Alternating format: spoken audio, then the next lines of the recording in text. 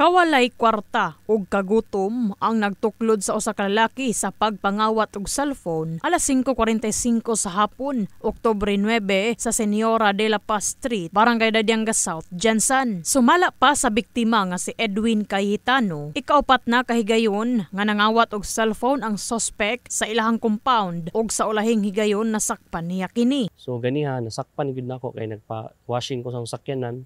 Tapos pag human aton akong sakyanan ko na speaker.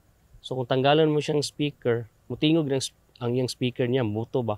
So pagdagan ako, siya dito, nagdagan ito, nahabol na ako siya dito sa may dito na tower.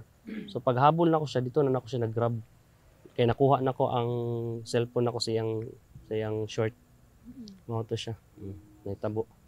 Nakalabay nga bulan sa Setyembre, nakuha sab sa CCTV camera ang pagkawat sa suspect sa cellphone ni Edwin samtang kini natulog. Gani, nakamata pa ang biktima og atong higayuna na may ungan matod pa niini ang nawong sa suspect nga si Darwin Yanguas, 48 anyos, taga Purok Maunlad, Barangay Labangal ning syudad. Napadaan ako dun sa South Banda, yun sa likod ng eskwelahan sa Pilot.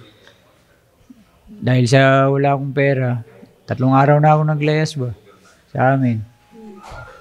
Wala akong pera. Naisipan ko yun nakaw ng cellphone. Kaya nagsisisi naman ako sa nagawa ko. Pero andito na yun. Tanggapin ko na lang. Kaya yung sa mga kabataan, huwag na nila gawin. Kasi hindi mabuting gawain. Nasayran nga mikabat sa kantidad nga 14,999 pesos ang cellphone sa biktima nga maoy gikawat sa suspect. Tungod sa panghitabo, desidido nga mapasaka og kaso ang biktima batok sa suspect. Gina mo kaso karon, so na-inquest siya sa kaning police station diri. Wala na pasaylo kay para matagam.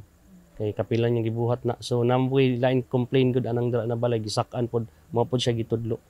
So kailangan ingon sa pulis na patagamon gud dapat.